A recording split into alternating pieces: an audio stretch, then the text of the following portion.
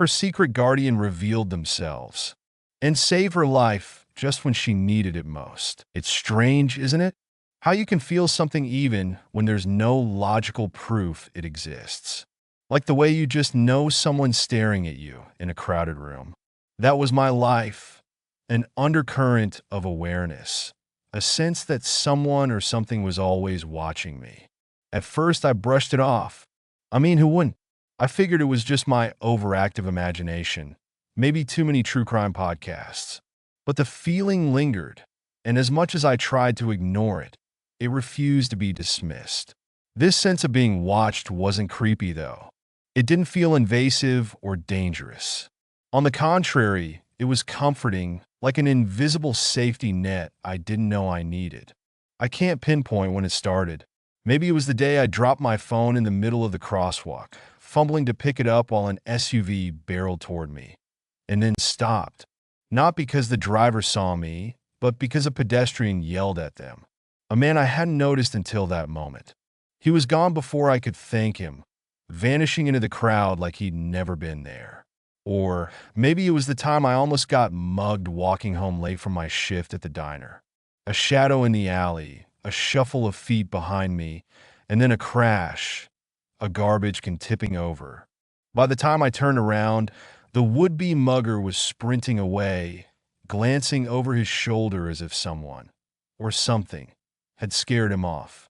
Again, no one was there. At least, not that I could see. Coincidence, I told myself.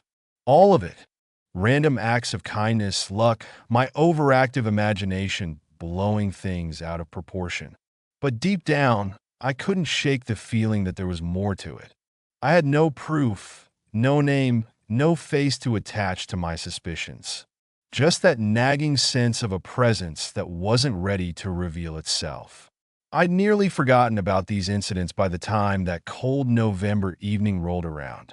The air was crisp and sharp, biting at my cheeks as I zipped up my jacket and stuffed my hands into my pockets. The streets were quieter than usual. Most people holed up inside with cups of tea or cocoa. Even the usual city noise felt muted, like the world was holding its breath. The walk from my apartment to the corner store wasn't far, but it always felt longer at night.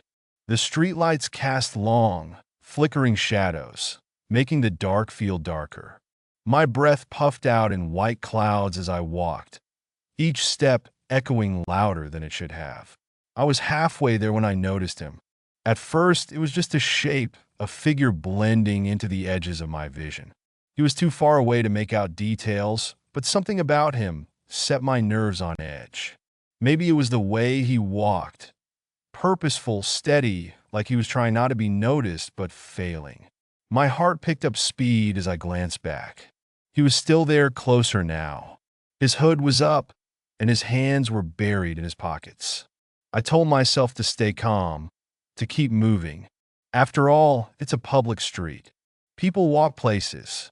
It doesn't mean they're following you. But when I crossed the street, he crossed too.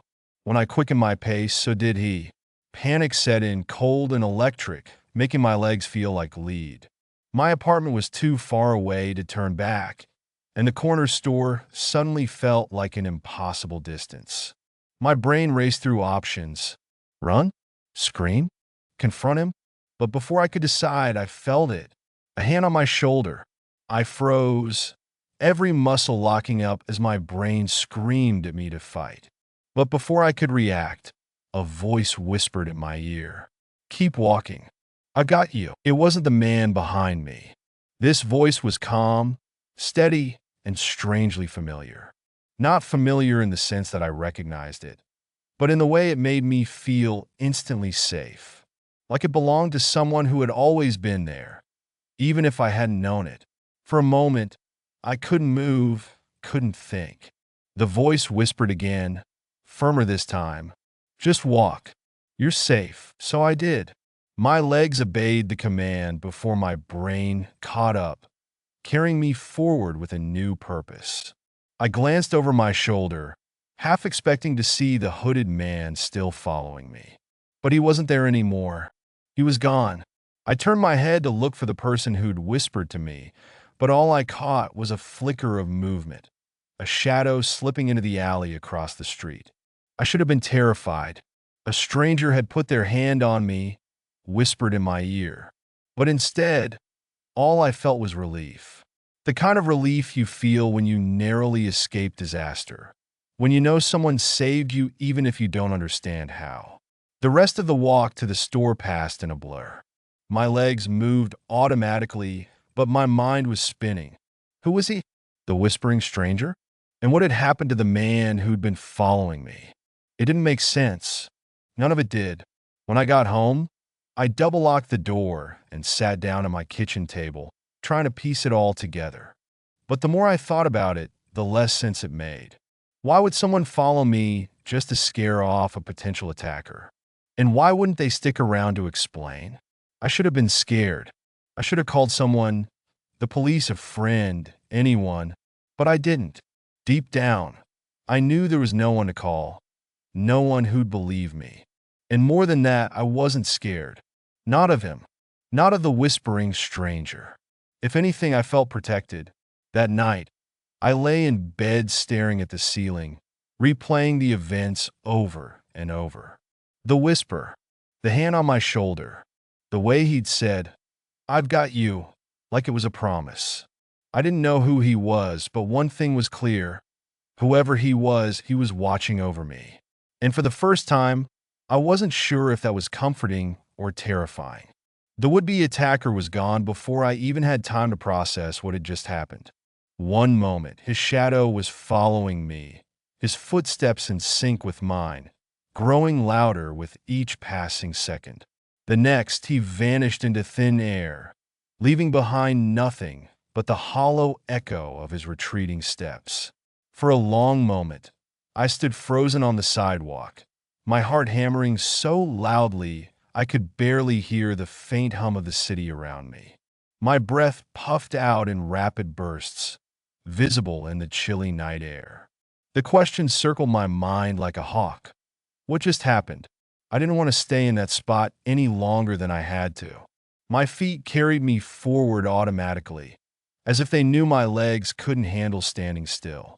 I made it to the corner store, ducking inside as the bell over the door jingled, signaling my arrival.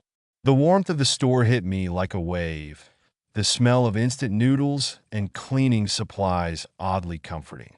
I grabbed a basket and started walking the aisles on autopilot. Milk, bread, coffee. Items I didn't even need went into the basket. My hands were trembling too much to think about what I was doing. All I could focus on was the whisper, that calm, steady voice. Keep walking. I've got you. It had come out of nowhere like a lifeline thrown to me at just the right moment. I couldn't shake the feeling that whoever the voice belonged to had saved me, but that only raised more questions.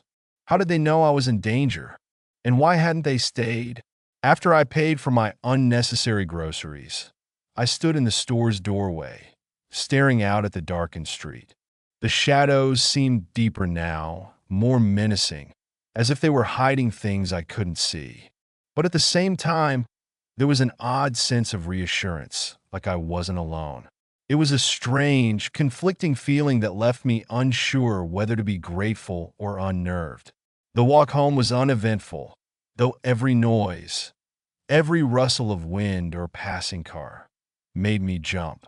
I kept glancing over my shoulder, half expecting to see the hooded figure again or catch a glimpse of the stranger who had whispered to me.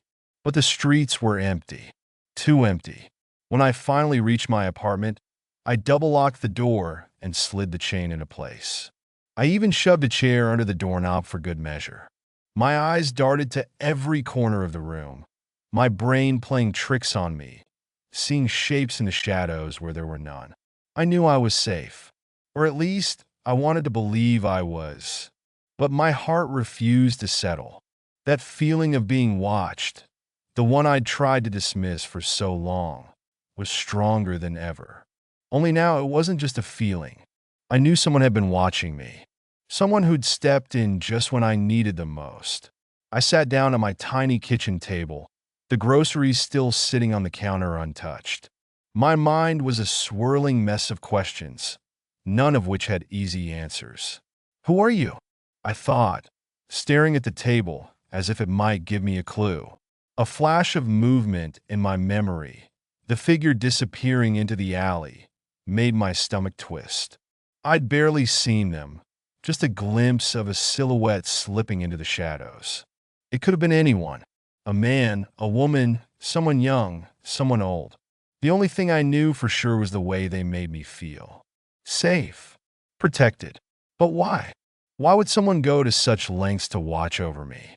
What had I done to deserve that kind of attention? And how long had this been going on? I thought back to all the times I'd felt that inexplicable presence, the moments that hadn't made sense until now. The man in the crosswalk, the near mugging, even the time my tire went flat on a deserted road, and a stranger appeared out of nowhere to help me change it before disappearing without a word. Was it all connected? Had it been the same person all along? The thought sent a shiver down my spine. I didn't sleep that night. How could I?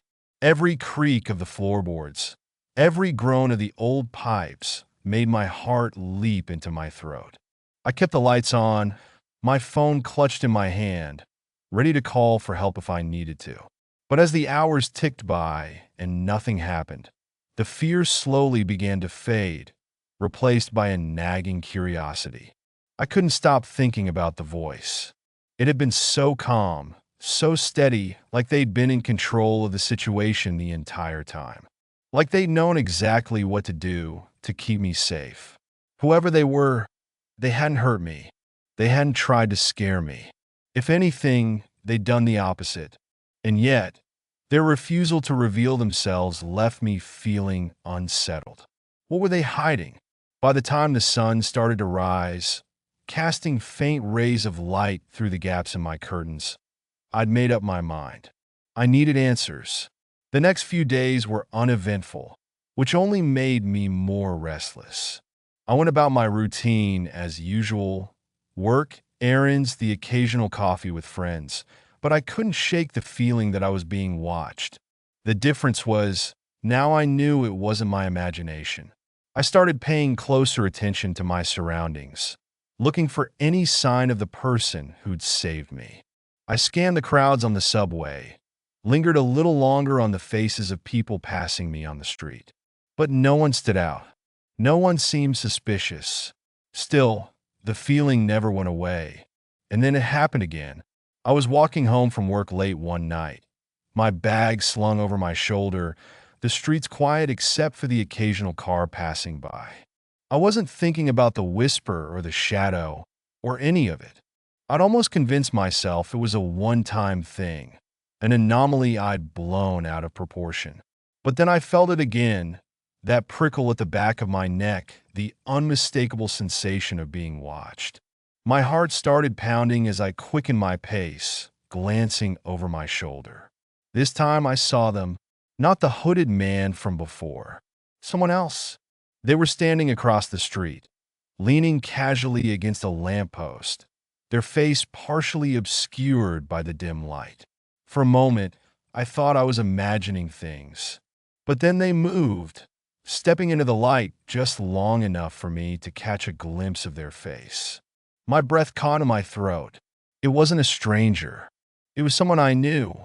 The moment I recognized him, the world seemed to tilt. His face was unmistakable, even in the dim glow of the streetlight. Ethan, a name I hadn't spoken in years, a face I hadn't seen since we were kids. Memories of lazy summers and whispered secrets flooded back. And for a brief second, it was like I was 13 again, sitting on the front steps of his house, watching the world go by. But this wasn't a summer day, and Ethan wasn't the boy I remembered. He stood tall and serious, his jaw clenched, his eyes scanning the street like he was looking for threats. He wasn't the carefree, slightly awkward kid who used to tease me for stealing his bike when he wasn't looking. This was someone else entirely, a man with a purpose, a man who had just stepped out of the shadows to save me. Before I could call out to him, he turned and disappeared down the street, vanishing as quickly as he'd appeared. I stood there, frozen, my heart racing. The questions tumbled over each other in my mind. Why was Ethan here? Why was he following me? Was it him all along? The voice, the presence I'd felt for years? I didn't have the answers, but I was determined to find them. I couldn't let him slip away again, not without an explanation. That night, I barely slept. I kept replaying the moment over and over, trying to make sense of it. Ethan had moved away when we were 15. His family packed up overnight without much warning. I'd written him a letter once, but I never heard back. Eventually, I'd accepted that he was gone, just another piece of my past that I'd never get back. But now here he was, not just in my city, but in my life, watching me from the shadows, stepping in when I needed him most. The more I thought about it, the more my emotions twisted between anger and gratitude. Anger that he'd kept himself hidden, that he hadn't said a word all this time. Gratitude that he was there at all, even if I didn't understand why. When the sun finally rose, I decided I couldn't wait any longer. I needed answers. I spent the morning retracing my steps, hoping to spot him again. I went to the corner store, the coffee shop, even the park we used to hang out in as kids. But there was no sign of him. He disappeared as thoroughly as a ghost. Still, I refused to give up. The rest of the day passed in a blur of half-hearted errands and nervous energy. I kept expecting him to show up again, to step out of the shadows like he had the night before. But by the time I got home, I was no closer to finding him. That's when I saw it, the note. It was slipped under my door, a plain piece of paper folded in half. My hands shook as I picked it up, my mind racing with possibilities. Had Ethan left it? Or was it from someone else entirely? I unfolded the paper, my breath catching as I read the words scrawled in jagged, angry handwriting. Stay out of it, or else. My stomach dropped. The message was vague, but the intent was clear. Someone wanted me to stop digging, to leave this mystery alone. But the more I stared at the note, the more determined I became. If anything, this only proved that there was something worth uncovering. Something bigger than I'd realized. Over the next few days, the threats escalated. More notes appeared, each one more aggressive than the last. One was taped to my car window, another slid into my locker at work. The messages were always the same: stay out of it. It wasn't just the notes either. I started noticing things: strange cars parked near my apartment, unfamiliar faces lingering in the lobby.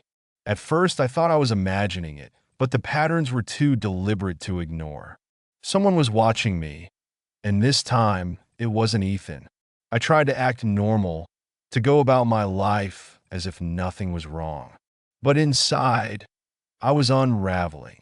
Every creak of the floorboards, every shadow that moved in the corner of my eye, felt like a warning. I couldn't shake the feeling that something bad was coming. And then it did. It happened late one night when I was home alone. I was curled up on the couch with a book, trying to distract myself from the gnawing anxiety that had become my constant companion. The apartment was quiet, the only sound the occasional hum of the refrigerator. At first, I didn't notice the noise. It was subtle, a faint scraping sound like something brushing against the door. I froze, my breath catching in my throat. For a moment, I thought I was imagining it. But then it came again, louder this time. I grabbed the nearest object, a heavy ceramic mug, and crept toward the door, my heart pounding so hard I thought it might burst.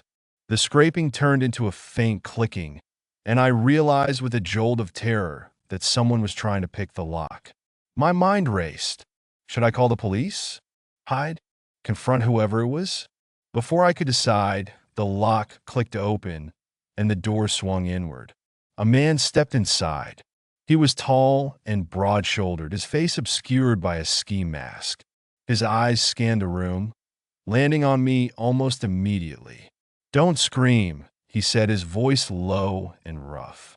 But I didn't need to scream. Before I could even react, a shadow moved behind him, quick and silent. like a predator closing in on its prey. It was Ethan. He struck with precision, his movements fluid and efficient. In a matter of seconds, he had the intruder disarmed and pinned against the wall.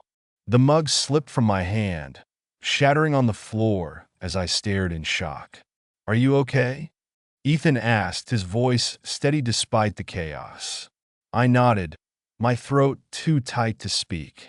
The man struggled against Ethan's grip, but it was no use. Ethan was stronger, his every move controlled and deliberate. He reached into the man's pocket and pulled out a crumpled piece of paper, glancing at it briefly before shoving it into his own pocket. "You need to leave," Ethan said to the man, his tone cold and commanding. "And if I ever see you near her again, you won't get off this easy." The man muttered something under his breath, but Ethan didn't flinch.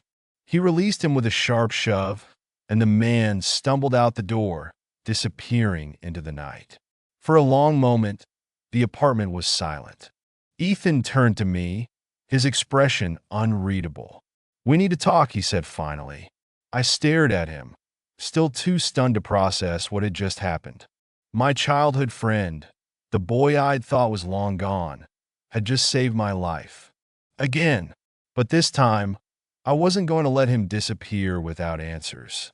"We need to talk." Ethan's words hung in the air, heavy and undeniable, as he stood in the center of my living room.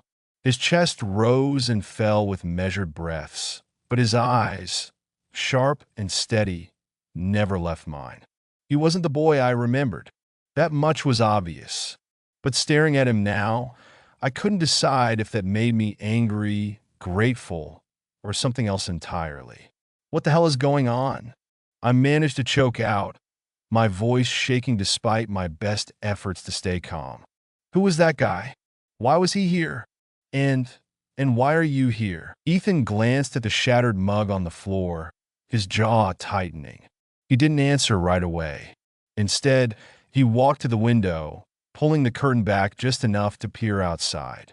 His movements were precise, purposeful, like he was used to watching for threats.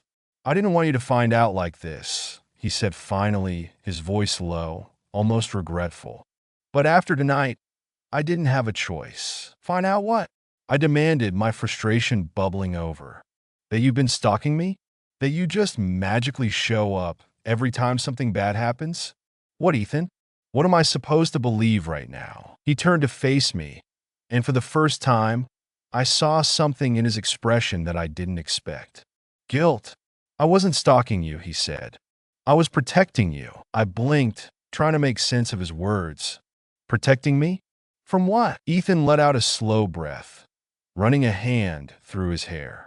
"It's complicated." "Of course it is," I snapped, crossing my arms over my chest. "Because nothing about this situation makes any sense, Ethan. You disappear for years, and then suddenly you're what? My bodyguard." His lips pressed into a thin line. For a moment, I thought he wasn't going to answer. But then he spoke, his tone measured and careful, like he was picking each word with precision. "After my family moved, I got involved with some people I shouldn't have," he admitted, his gaze dropping to the floor. "It wasn't by choice, it was survival. But once you're in, it's not easy to get out. I made some bad decisions, and those decisions had consequences." I stared at him, my mind racing. "What does that have to do with me?" "Everything," he said, his voice quiet but firm. "You were the only person I cared about back then, the only one who mattered. When I tried to get out, they found out about you. They threatened to hurt you if I didn't do what they wanted." My stomach twisted. "You're saying they've been after me? This whole time?" He nodded. "I made a deal. As long as I worked for them, they'd leave you alone. But I couldn't trust them to keep their word, so I kept an eye on you. From a distance, just in case." The room felt suddenly too small, the walls closing in around me, as I tried to process what he was saying. My life, the strange, inexplicable moments, the near misses, the sense of being watched, it all made sense now. Ethan had been there all along, pulling strings from the shadows to keep me safe. I didn't know whether to feel grateful or violated. "Why didn't you tell me?" I asked, my voice barely above a whisper. You could have warned me, explained what was going on. He shook his head. If they knew we'd been in contact, it would have made you a target. The only way to keep you safe was to stay in the background. But you didn't stay in the background, I said, my frustration boiling over.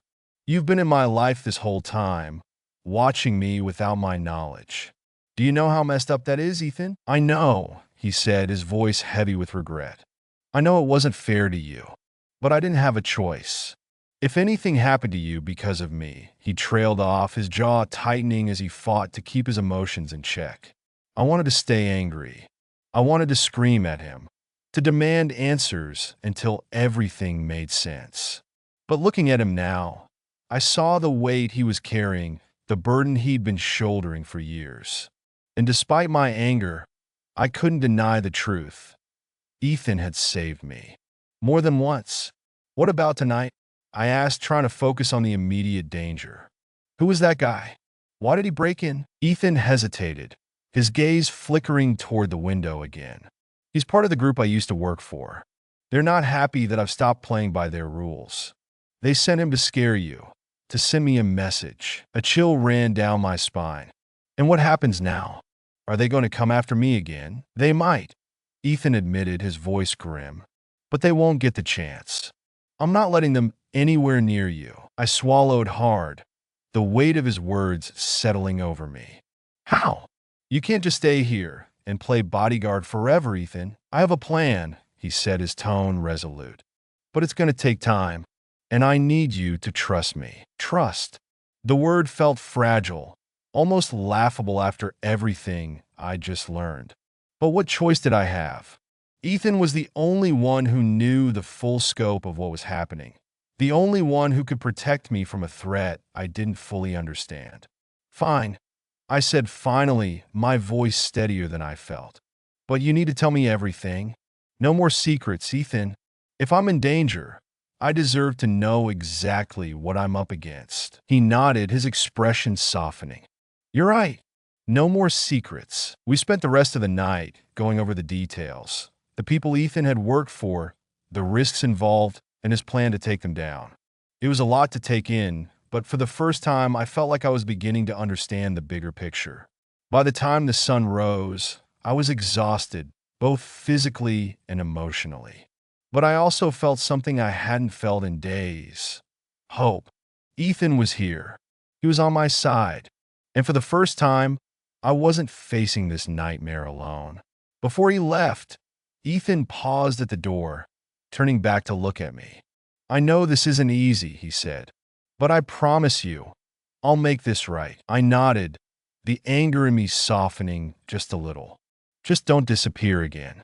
If we're going to do this, I need to know I can count on you. You can, he said, his voice steady. I'm not going anywhere. And with that, he was gone, slipping back into the shadows like he'd never been there. But this time, I didn't feel alone. Ethan's presence lingered, a quiet reassurance that whatever came next, we'd face it together. Ethan had promised no more secrets. That should have been comforting, but all it did was make me hyper-aware of how many secrets he'd been keeping. Every word he said felt like a puzzle piece snapping into place, and yet the picture still wasn't clear. My life had been turned upside down, and I was still grappling with the fact that someone I'd trusted so deeply, someone I'd mourned when he disappeared, had been watching me from the shadows all along. The next morning, I woke up with a heaviness in my chest, like the weight of everything I'd learned had settled into my bones overnight. My apartment felt too quiet, the normalcy of it jarring after the chaos of the night before. It was hard to believe that just hours ago, someone had broken in, that Ethan had saved me again, that my world had been irrevocably changed. I couldn't sit still. I paced the tiny space, my mind racing with questions I hadn't asked him. What exactly was this plan he kept mentioning? How dangerous were these people? And why had Ethan gotten mixed up with them in the first place? I didn't have long to wonder. Around noon, there was a knock at my door. My heart leapt into my throat. For a split second, I was back in the middle of the night, hearing the lock click, feeling that same icy dread. But then I remembered Ethan's promise. I'm not going anywhere. I peeked through the peephole, and there he was, standing in the hallway like he belonged there, like years of distance and secrets hadn't turned him into a stranger. His face was calm, but his eyes carried that same intensity I'd seen the night before. I opened the door, stepping aside to let him in. He walked past me, his movements deliberate, his gaze sweeping the room as if he were checking for threats. I waited until he turned back to me before crossing my arms and raising an eyebrow. "Don't you ever knock like a normal person?" I asked, trying to inject some levity into my voice. But it came out sharper than I intended. Ethan gave a small, almost sheepish smile. Force of habit. I rolled my eyes, but inside, my emotions were tangled. I was still angry. Angry at the secrets, at the years of silence, at the way he'd suddenly thrown my life into chaos. But there was something else too, something softer. Gratitude, maybe, or relief. I didn't know. "Sit," I said, gesturing to the couch. "You owe me answers." Ethan hesitated for a moment before nodding and taking a seat. He rested his elbows on his knees, his hands clasped together, his posture tense. "I told you I'd tell you everything," he said. "And I will. But it's not easy to explain." "Start with why," I said, sitting across from him. "Why did you get involved with these people in the first place?" He let out a slow breath, his gaze dropping to his hands. "After we moved, things got bad. My dad lost his job, and money was tight. My parents fought all the time. I was desperate to help, to take some of the pressure off them. I got a part-time job, but it wasn't enough." And then he paused, his jaw tightening. "Then I met a guy who said he could help." My stomach sank. "Let me guess. It wasn't legal?" Ethan shook his head. "Not even close. At first it seemed harmless, just running errands, delivering packages. I didn't ask questions. I didn't want to know. But the deeper I got, the harder it was to get out. They kept adding more responsibilities, and the more I did, the more they owned me." I stared at him, my mind reeling. I'd always thought of Ethan as the boy who could do no wrong, the boy who'd stood up to bullies and helped old ladies carry their groceries. Hearing this version of his story was like seeing a stranger wearing his face. "Why didn't you stop?" I asked, my voice softer now. "Why didn't you tell someone?" "I tried," he said, his tone heavy with regret. "When I realized how bad it was, I tried to walk away. That's when they made their first threat. Not against me, against you." His words hit me like a punch to the gut. "Against me?" I echoed. "They knew about you," Ethan said, his eyes meeting mine. "I don't know how, but they found out. They said if I didn't do what they wanted, they'd come after you. I couldn't let that happen. So I stayed. I did what they asked." I leaned back, the weight of his confession pressing down on me. "All these years," I said, my voice barely above a whisper. "You've been doing this for me?" Ethan nodded. "At first, I thought I could protect you from a distance.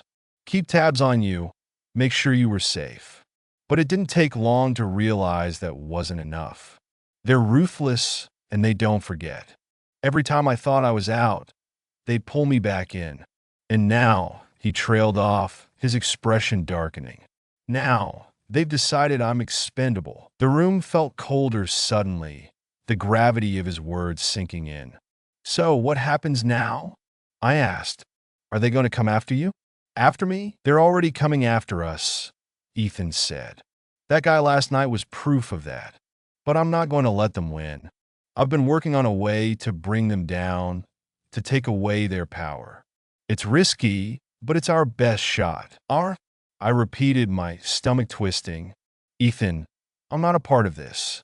I don't know how to fight criminals or whatever it is you've been doing.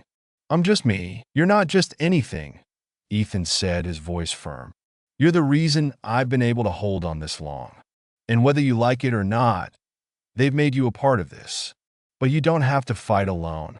I won't let you." His words should have been comforting, but all they did was fill me with dread. The idea of being caught in the crosshairs of something so dangerous, so life-altering, was overwhelming. But at the same time, I couldn't deny the truth. Ethan had been fighting this battle for years, alone, in the shadows, with no one to back him up. If he was willing to risk everything to protect me, how could I sit back and do nothing? Fine, I said, my voice steadier than I felt. What's the plan? Ethan studied me for a moment, as if weighing whether I was ready for what he was about to say.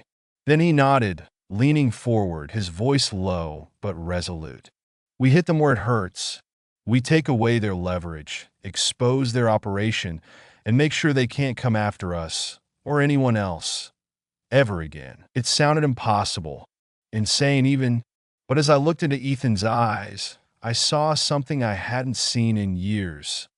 Hope, determination, and maybe, just maybe, a way out. Ethan's plan sounded insane. No, it was insane. Taking down an entire criminal organization? That wasn't the kind of thing two people with no resources or experience could do. But as I sat across from him, listening to the conviction in his voice, I realized there wasn't much of a choice. The alternative was to run, to disappear, leave everything behind, and hope that the people after us wouldn't find us. But the more I thought about it, the more I realized running wasn't an option. These weren't the kind of people you could outrun, and even if we could, I didn't want to live my life in fear. I didn't want to look over my shoulder forever, wondering if today would be the day they caught up to us.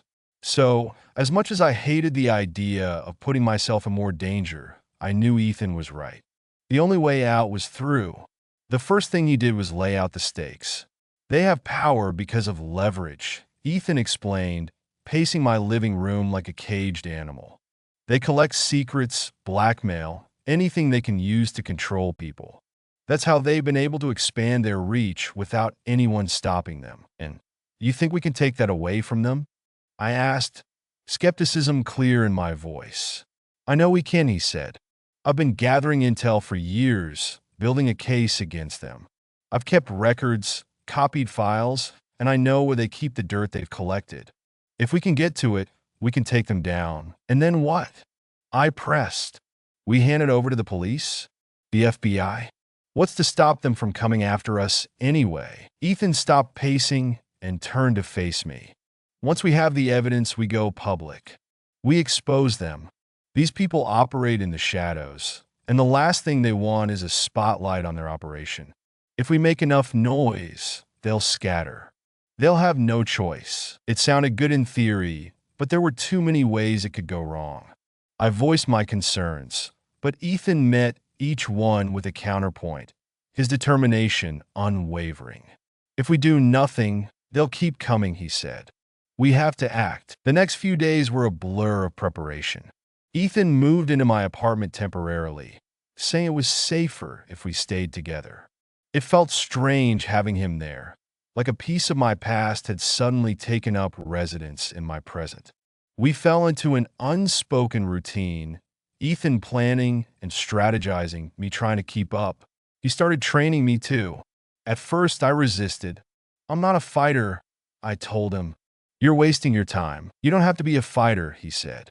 You just have to be prepared. I didn't think I was capable of learning anything remotely useful.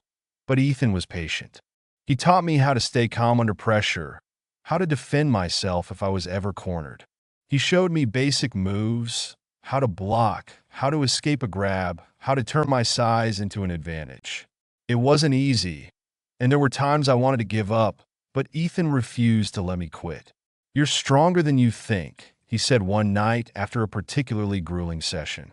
You just don't know it yet. As the plan came together, I started to see a different side of Ethan. He was still the protective, loyal person I'd known as a kid, but there was a hardness to him now, a layer of steel forged by years of living in the shadows. He carried the weight of his choices like a second skin, and as much as I wanted to be angry at him for keeping so many secrets, I couldn't bring myself to hate him. He'd done everything for me, even when it meant sacrificing his own freedom. One night, As we were going over the final details of the plan, I couldn't help but ask the question that had been gnawing at me. Why me? I said, my voice quieter than I intended. Why did you care so much about protecting me?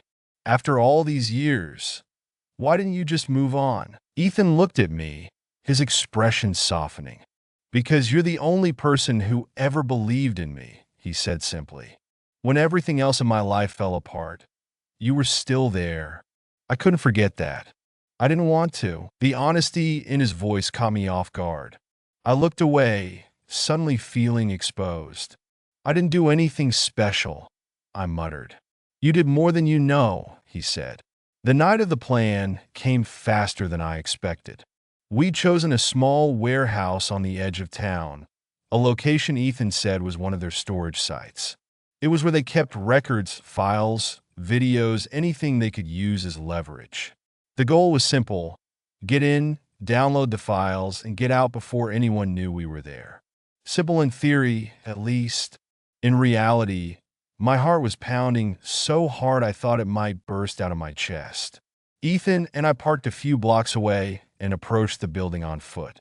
He was calm, focused, like he'd done this 100 times before. I, on the other hand, felt like I might throw up. Stay close to me, he whispered as we reached the side entrance. If anything goes wrong, we stick to the plan. No improvising. I nodded, too nervous to speak. The inside of the warehouse was dark, the only light coming from a few overhead bulbs that flickered intermittently. Ethan led the way, moving silently through the shadows. My footsteps felt unbearably loud, but he didn't seem to notice. We reached the office at the back of the building without incident. Ethan got to work immediately, plugging a flash drive into the computer and starting the download. Keep watch, he said, his voice low. I positioned myself near the door, my ears straining for any sound. The minutes dragged by, each one feeling like an eternity. And then I heard it, a faint noise like the scuff of a shoe on concrete. Ethan, I whispered, my voice trembling. Someone's coming. He was beside me in an instant, his hand on my shoulder. Stay calm, he said. We'll handle it. The footsteps grew louder, closer.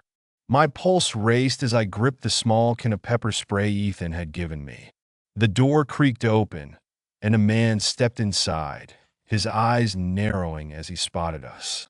Who the hell are you? He demanded, his hand moving toward his waistband.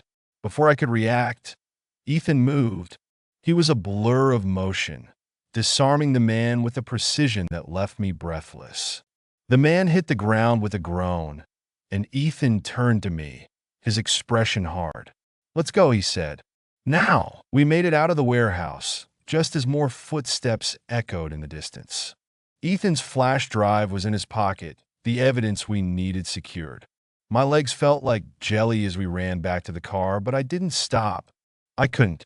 As we drove away, the adrenaline slowly began to fade, replaced by a flood of relief. We'd done it. We'd taken the first step toward freedom. But deep down, I knew this wasn't the end. It was only the beginning.